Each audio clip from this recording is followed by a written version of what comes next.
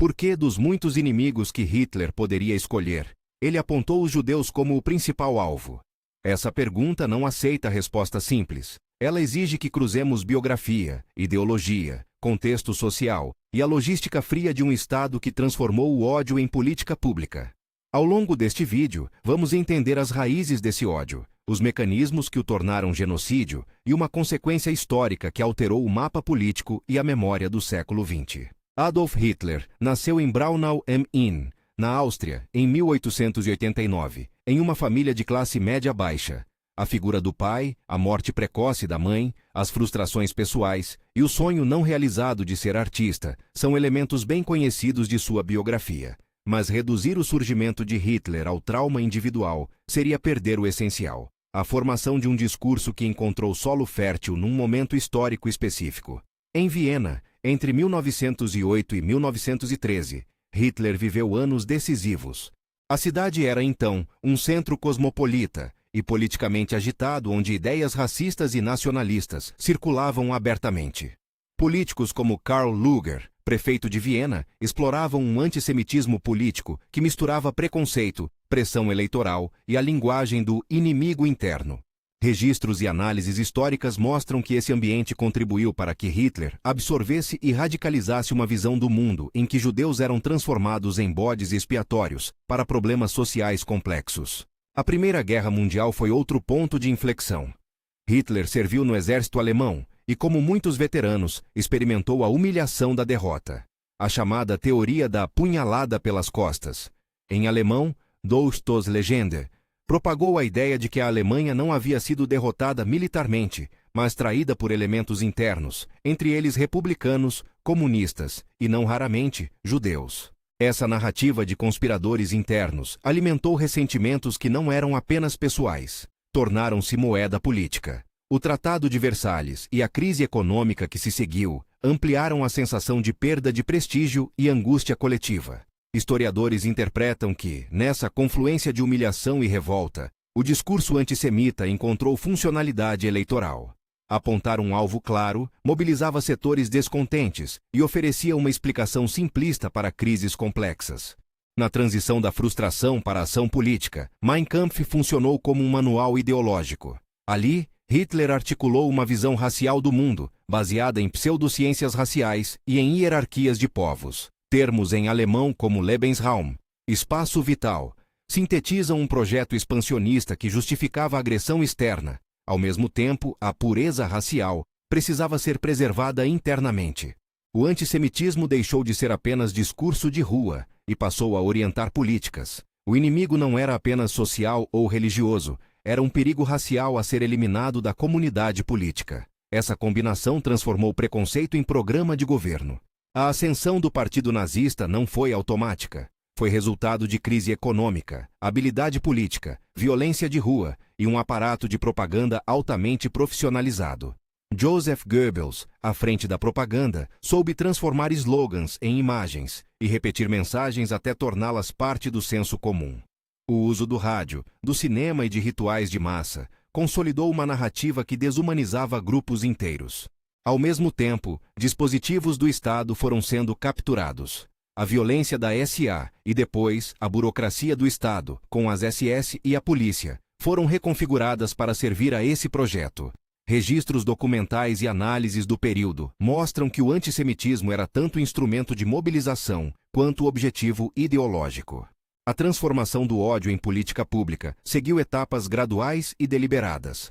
Nos anos 1930, medidas legais e administrativas foram introduzidas para excluir os judeus da vida pública. Leis que retiravam cidadania, proibiam mistura sexual e expurgavam profissionais.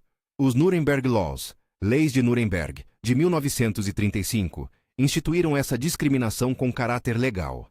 Ao mesmo tempo, boicotes econômicos e campanhas sociais visavam isolar a população judaica.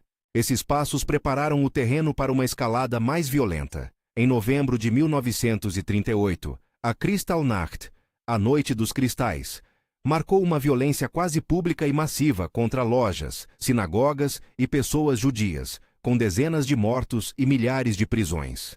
Documentos e relatos da época mostram que Kristallnacht foi um ponto de transição. O ódio encontrou um componente de violência sem tanto disfarce, e a resposta internacional foi, em grande parte, insuficiente.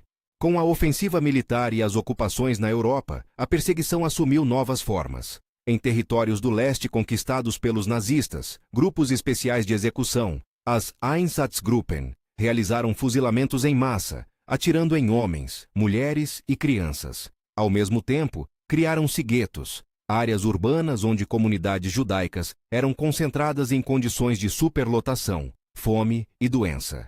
A deportação para fora dos guetos passou a ser organizada pela máquina estatal. É importante fazer uma distinção que aparece com frequência nos estudos sobre o período. Campos de concentração e campos de extermínio não são a mesma coisa. Campos de concentração eram estabelecimentos de detenção e exploração por trabalho, onde prisioneiros eram submetidos a trabalho forçado, fome e abuso. Eram instrumentos de repressão política e social.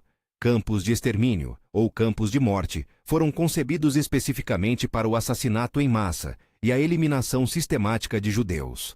Essa diferenciação ajuda a entender como a violência se profissionalizou. Havia locais cujo propósito central era matar de forma eficiente.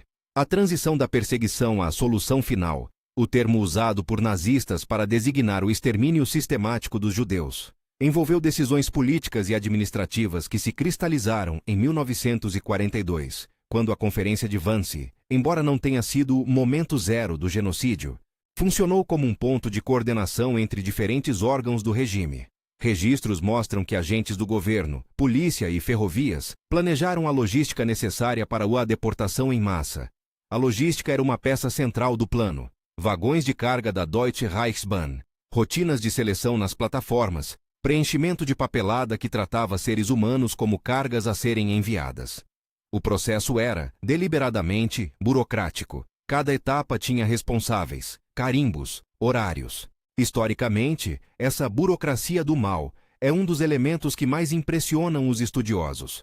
Os campos de extermínio mais conhecidos, Auschwitz-Birkenau, Treblinka, Sobibor, Belzec, Chelmno e Majdanek, funcionavam segundo métodos distintos e, em muitos casos, industrializados. Auschwitz-Birkenau concentrou funções múltiplas, foi campo de concentração, campo de trabalho e, crucialmente, um importante sítio de extermínio, onde se utilizaram câmaras de gás com Zyklon B. Em outros campos, como Treblinka e Belzec, as vítimas eram mortas com monóxido de carbono proveniente de motores.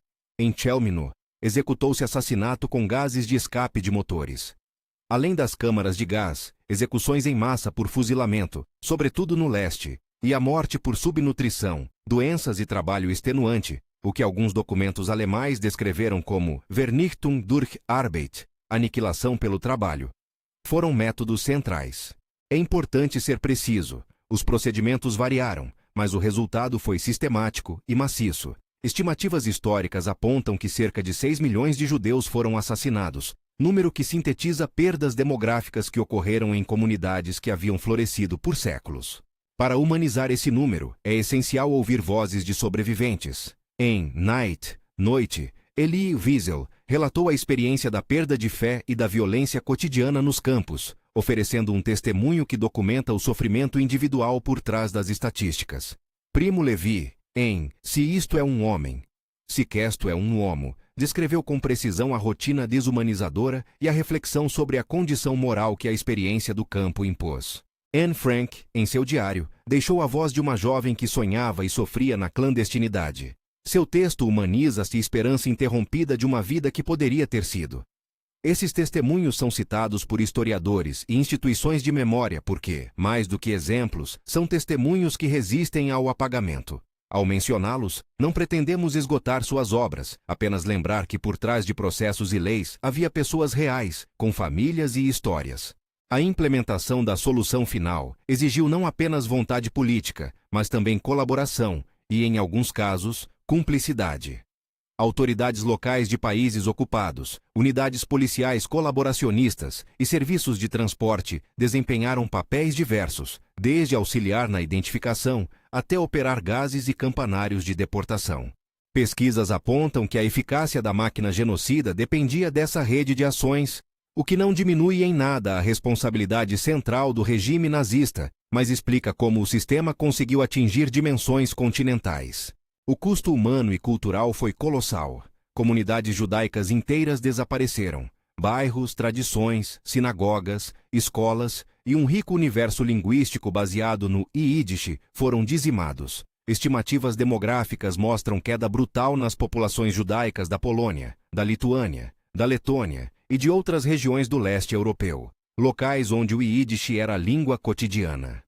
A perda não se limita aos números. É um colapso de mundos sociais, de memórias transmissíveis de geração em geração. O impacto cultural ainda hoje é sentido em linguagens, liturgias e práticas comunitárias que não voltaram ao que eram antes da guerra. O fim da guerra trouxe liberação para os sobreviventes, mas não retorno imediato à normalidade. Milhares não tinham para onde voltar, casas ocupadas por outras famílias, comunidades inteiras destruídas, vizinhos envolvidos nas perseguições. Surgiu uma questão complexa de deslocamento. Campos de displaced persons, pessoas deslocadas, abrigaram sobreviventes, muitos dos quais enfrentaram longos anos de incerteza. A criação do Estado de Israel, em 1948, foi influenciada por múltiplos fatores históricos, incluindo o movimento sionista anterior ao nazismo, o trauma dos sobreviventes e a atenção internacional desencadeada pelo Holocausto. Historiadores concordam que o genocídio teve um papel significativo ao legitimar, para muitos, a necessidade de um refúgio nacional seguro. Ainda assim, é preciso sublinhar que a criação de Israel foi resultado de contextos políticos, diplomáticos e regionais complexos. O Holocausto foi um fator decisivo, mas não o único. A memória do Holocausto também deu origem a instituições e práticas de preservação da lembrança. Yad Vashem, em Jerusalém, e museus e memoriais em toda a Europa cumprem a tarefa de documentar, educar e honrar as vítimas. A esfera cultural e filosófica não ficou imune ao trauma. Pensadores, escritores e artistas debateram o que o Holocausto significa para a ética, a arte e a memória coletiva. Theodor Adorno, por exemplo, refletiu duramente sobre o desafio de pensar cultura em face de tamanha destruição. Elie Wiesel e Primo Levi, com suas obras, transformaram testemunho em urgência moral e literária. Essas reflexões alimentam debates sobre responsabilidade, justiça e a urgência da educação histórica. Responder à pergunta do título, por que os judeus foram o principal alvo de Hitler, exige sintetizar múltiplos elementos. Primeiro, um antissemitismo com raízes históricas profundas na Europa forneceu uma matriz simbólica. Preconceitos religiosos e econômicos foram convertidos em racismo pseudocientífico. Segundo, o ambiente ideológico onde Hitler se formou, especialmente em Viena, e a recepção pública de ideias autoritárias deram ao evangelho político um mapa de ação. Terceiro, a combinação de derrota na Primeira Guerra, crise econômica e humilhação nacional criou terreno propício para narrativas de culpa e bodes expiatórios. Quarto, a ideologia racial nazista transformou todos esses elementos em programa. Eliminar os judeus passou a ser uma meta que, para o regime, justificava meios cada vez mais extremados. Por fim, sem a burocracia eficiente do Estado, ministérios, polícia, ferrovias, registros, o genocídio não teria alcançado a escala que atingiu. É a confluência dessas causas, histórica, ideológica, política e logística, que explica por que os judeus foram escolhidos como alvo primário. Dito isso, é crucial evitar duas armadilhas interpretativas. A primeira é a explicação simplista que reduz tudo a uma safra de maldade individual. A segunda é a tentação de procurar uma única causa determinante. O consenso historiográfico aponta para uma interação complexa entre indivíduos, estruturas e contextos. Também é imperativo não atribuir culpa coletiva indiscriminada ao povo alemão contemporâneo. A responsabilidade recai sobre um regime e em muitos colaboradores específicos, e a Alemanha pós-guerra passou por processos de justiça, negação e, finalmente, em muitos espaços, de reparação e memória. Existem ainda consequências imprevistas que merecem menção cuidadosa. Uma delas é a intensificação da memória judaica e o surgimento de uma obrigação global de lembrar. Documentos, testemunhos e instituições se multiplicaram, com o objetivo explícito de prevenir o esquecimento. Outra consequência foi política. Como já mencionado, o Holocausto influenciou fortemente debates e decisões internacionais sobre territórios, proteção de minorias e direitos humanos. O genocídio ajudou a reforçar a noção de proteção internacional contra crimes contra a humanidade, alimentando, entre outras iniciativas, a Declaração Universal dos Direitos Humanos, em 1948. Ao concluir, cabe uma reflexão normativa e preventiva. O Holocausto demonstra como preconceitos e mitos podem ser transformados em políticas públicas de eliminação, quando se articulam com ambições totalitárias e uma máquina estatal eficaz. A memória não é apenas tributo às vítimas, é instrumento de vigilância democrática. Educar sobre as raízes do ódio, entender a funcionalidade política do preconceito e reconhecer a fragilidade das instituições democráticas são passos para que tragédias semelhantes não se repitam. Resta também a lição humana. Ouvir sobreviventes, visitar arquivos, apoiar instituições de memória e ensinar às próximas gerações sobre a complexidade das causas e a dimensão das consequências. Se este tipo de história te interessa, inscreva-se e ative as notificações para acompanhar mais vídeos que exploram momentos-chave da história moderna e seus desdobramentos. A lembrança do que aconteceu não é um exercício acadêmico neutro, é um dever moral. O Holocausto mostrou o potencial destrutivo do ódio institucionalizado e a rapidez com que direitos podem ser corroídos em nome de uma narrativa de salvaguarda nacional.